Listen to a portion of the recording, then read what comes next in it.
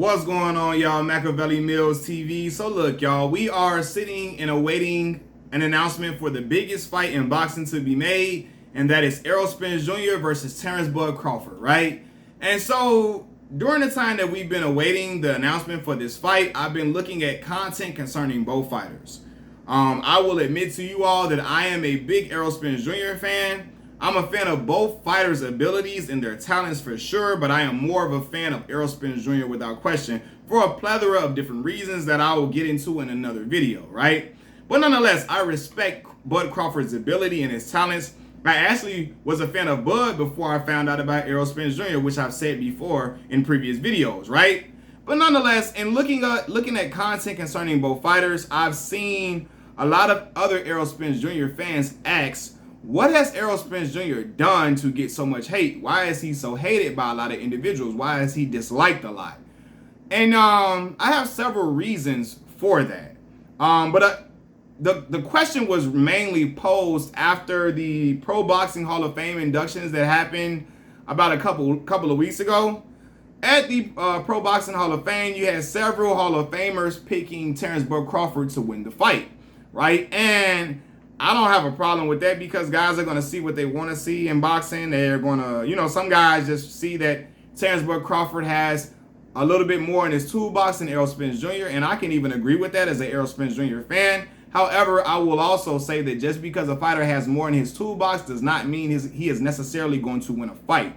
I've seen guys have more in their toolbox than other guys, and they got hit with the wrong shit and could not recover. I've seen guys have more in their toolbox, but the other guy that they were fighting were just so exceptional at what they did and what they were able to do that the other guy could not stop the onslaught. He could not figure it out, and even though he had more tools, he couldn't win the fight because the other guy was just so great at what he did, like it didn't matter.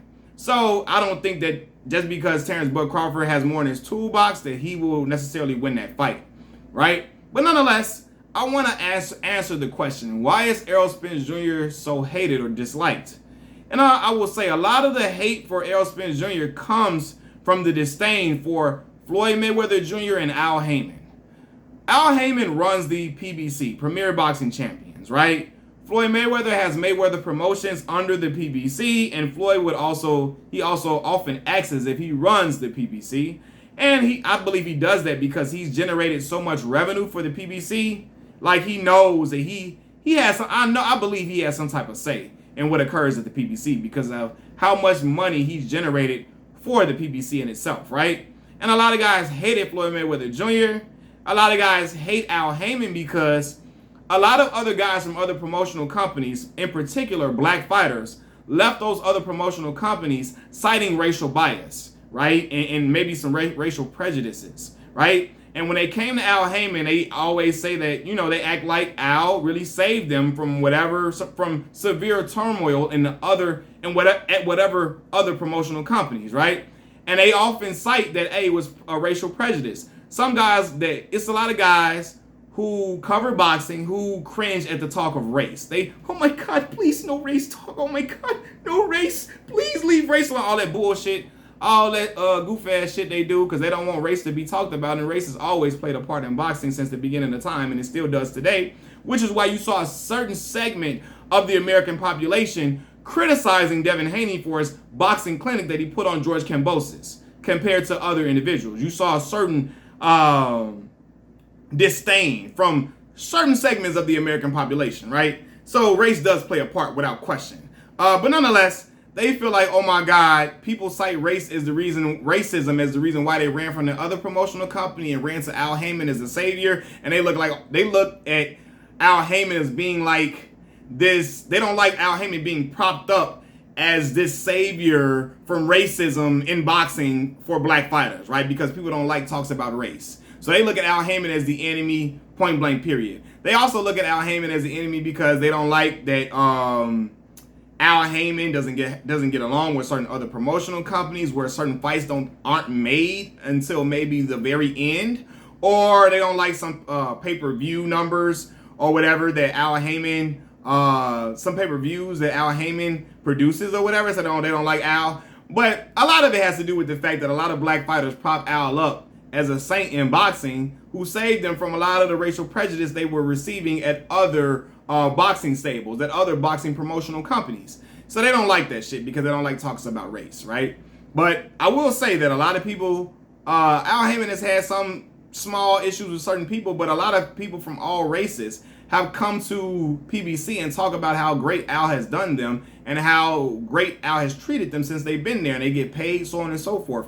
Al even, I believe, knock on wood if I'm wrong, or y'all can tell me if I'm wrong, he even looked out for Paul Williams after Paul Williams had the crazy incident. But nonetheless, Errol Spence Jr. hate comes from the fact that he's under the PBC, and they don't like Floyd Mayweather. You know why they don't like Floyd with a passion, and they don't like Al Heyman. But a lot of the other hate that Errol Spence Jr. receives is due to the fact that the brother aligns himself with the pro-black rhetoric that the LDBC, the Lions Den boxing community, aligns themselves with. Errol Spence Jr. has a tattoo of Khalid Muhammad, right, who spoke for the upliftment and advancement of black people. He spoke against the oppression of black folks in America, and he spoke against it proudly. Right? And Errol Spence Jr. aligns himself with that rhetoric, is why he tattooed Khalid Muhammad on him. And a lot of people don't like that. You see, Errol Spence Jr. doesn't walk around with LDBC patches on his shoulder or nothing like that. He don't walk around with I'm pro-black on his shoulders or nothing like that at all. But Errol Spence Jr. is not afraid to speak his mind about racism whenever he feel like race plays a part in something. He's not afraid to lend his voice to certain issues. He's not afraid to speak his mind, and he doesn't cower or kowtow when he feels like somebody is being done wrong or when race plays a part in something, right? And he isn't afraid of saying how he supports his people. There are a lot of people, like I said, in boxing who don't like that talk. Please, no racism. Please don't talk race. Don't talk race in boxing. Oh my, all that goof ass shit. Oh my God, no race. They don't like that shit, right? So when Errol talks like that, they wish for his downfall. They wish for him to be defeated because they feel like, oh my God, why is this dude talking about race? Why is this brother? So, for example, when Errol Spence Jr. fought Mikey Garcia, you had certain boxing Hall of Famers picking against Errol Spence Jr. and picking Mikey Garcia with no real boxing analysis. It was just simply based upon the fact that it's Mikey. That's what Sugar Ray Leonard said. And that's an individual who Errol Spence Jr. idolized growing up, who he looked up to in boxing growing up, right? And it was like when he saw that, guys like George Foreman and Sugar Ray Leonard were picking against him, just picking Mikey Garcia simply because it was Mikey. He like, man, what the hell? He talked about it. And he was like, my people always going against the grain. Because they asked him, were you surprised at so much support that Mikey Garcia received in fighting in your hometown of Dallas, Texas? And he said, I'm not surprised at all. It's a big Hispanic population in Texas, and they're going to come out and support their people, as they should. And I expect my people to do the same for me. There was a lot of people that did not like that. They said, whoa, wait a second, Errol Spence Jr. We liked you when you were calm and you were just humble and you didn't say much. Now you're talking about supporting guys and their own people supporting their own people and people being there to support their own kind. We don't like that shit, Errol Spence Jr. Cut that shit out immediately, right? Errol Spence Jr. also followed that up by telling Oscar De La Hoya when Oscar said, hey, come over here and sign over here with Golden Boy. We can make you a star. And Errol Spence Jr. told him, no, black, no. Now he said, nah, I can't do that at all. You don't treat black fighters well, brother. That's what he told Oscar De La Hoya. You know the Golden Boy. Everybody loved Oscar De La Hoya. Held them near and dear to their heart because Oscar De La Hoya was the cash cow in boxing for so many years and the perennial superstar in boxing, right? And Errol Spence Jr. went against him and say, no, you don't treat black fighters well at all, brother. And a lot of people didn't like that shit. Like, oh my God, wait a second. What the fuck is Errol Spence Jr. talking about now? We liked him when he didn't talk that race shit. Now he's talking this race shit. I don't know. He's not a good guy. We don't like him. We don't like this guy, right? So then Errol Spence Jr. comes out and he starts to talk about, how race plays a part in a lot of different things, right? He even went against his boy Jamel Charlo, even though he loves Jamel, and said, no, Jamel was wrong when he said race doesn't play a part of boxing, and then trying to call out Deontay Wilder in the process. They say, oh shit, this Errol Spence Jr. is getting out of hand. This fucker is getting out of hand now. We don't like this guy. We don't like him now. We don't like this guy, pal. He's not what we want him to be. And so they started going against him because Errol Spence Jr. started to speak. He started to speak on code, what we call on code. He started talking on code and being in code and locking step with black folks. Started retweeting things dealing with black people and the origins of black people. Errol Spence Jr. himself displays knowledge of self. And it's because he was raised properly from his parents, right? From his Jamaican American, with his Jamaican father and his American, African American, his black Jamaican father and his black American mother. They taught him well, and so he doesn't kowtow or run from topics about race. He speaks in solidarity with his people, and there's a lot of people that don't appreciate that shit at all, right? So in order to knock off of that, they started to support Terence Bud Crawford. Now, I will say this. I am aware that there are individuals who simply like Terence Bud Crawford because they just feel like he's more skilled than Errol, and they appreciate his boxing prowess. They like his finishing ability in the ring, and they just rock with that. And it's cool. That's perfectly fine. There are certain segments of people who really rock with Terence simply because of that, right? But there are other people, black folks included, right? Some black folks that don't like talks about race. And so they ran to the adversary of Errol Spence Jr., who does not talk the pro-black rhetoric that Errol Spence Jr. talks, and that's Terence Bud Crawford, right? And I'm not saying that Terence Bud Crawford is not a pro-black man because he's been with the same woman. He's had all his kids by the same woman. He's been with her through thick and thin, even after he's got famous. He's been with her through everything, right? And he stayed with the same woman. When most guys, when they get a bag, they go and get a better looking woman. They go get a woman that look like a Barbie doll, or go get a woman that looks like an Instagram model as soon as they get some paper.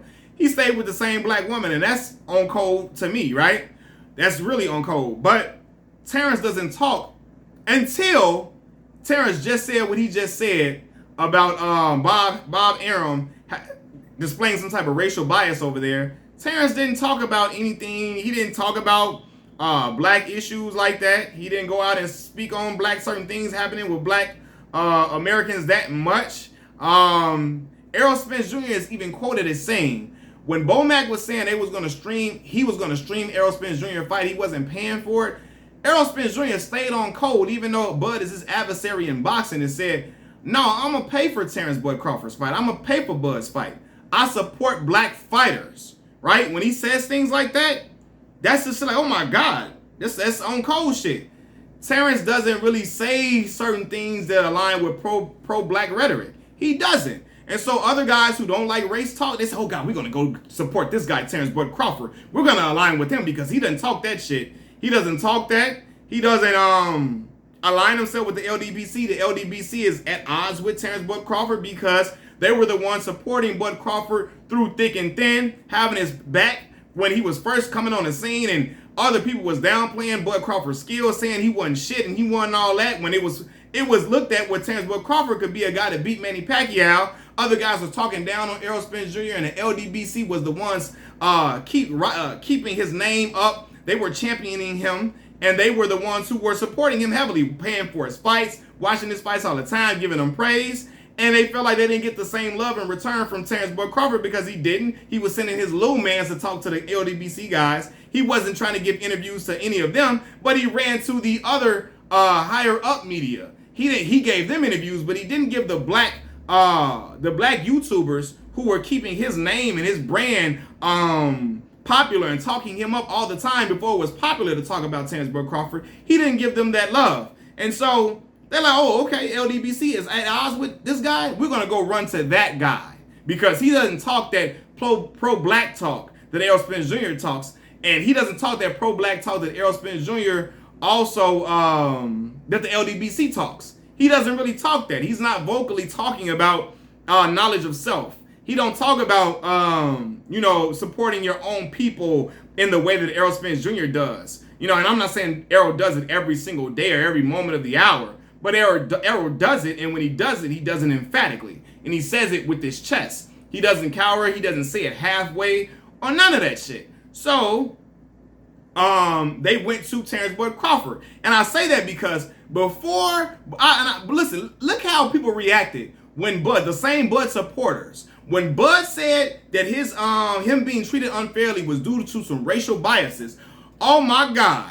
Some of the non-black folks, even the black boot-looking folks, even the black Sambo dudes was over there. Oh my God, Bud need to quit it out. Why would he point out race? Don't you be talking about no race, man. Don't you talk about no race over there. Leave that race stuff alone. That's for the LDBC. That's for Errol Spence Jr. Don't you talk about race, bud. Don't you do that, bud. You better than that, bud. All that goof ass shit, right? The same people that was the other non-black people that was riding for Bud and oh my God, he's gonna kick Errol's ass. The LDBC is gonna cry that day. When he came out and said that it was racial bias, that Bob Arum that played a part in him when he said that it was racial bias that played a part in him wanting to step away from Bob Arum, those same folks is like, oh my God, why is Bud talking like this? He's scaring me. He's talking like the LDBC now. Oh my God, I thought he was better than this. Come on now, what's going on now? Bud, we thought you weren't like those individuals. We thought you weren't like those guys. We thought you were better than those guys. Come on, Bud. Like, come on, they wasn't fucking with Bud until he was seen as the adversary to Errol Spence Jr. and looked at as the antithesis of what Errol Spence Jr. was when it comes to being pro-black. When they thought he was, because Bud does not talk like that freely in front of other people. He was signed under Bob Arum. He wasn't with the PBC. He was with the guy. He was with a non-black guy. They was like, oh yeah, we gonna roll with this guy, man. He doesn't align himself with that race shit. He doesn't let Al Heyman be the guy he wants to sign with because of racial prejudice. I bet you if Terence signed with the PBC right now, them motherfuckers would be mad as fuck. The same way they was mad when he called out Bob Arum for racial bias. They don't fuck with Errol because Errol talked that on code shit. That's aligned with black folks. That's the shit that they despise and they have a disdain for. Even the bootlicking, butter biscuit eating black folks that want to act like Uncle Ruckuses. They don't like when Errol talk that pro-black shit. They feel like that's some shit we don't need to talk as black people today. Get the fuck out of here. That's the reason why they don't like Errol Spence Jr. And y'all know I ain't lying because if I'm lying, I'll be flying. Leave a comment in the comment section. I'm out.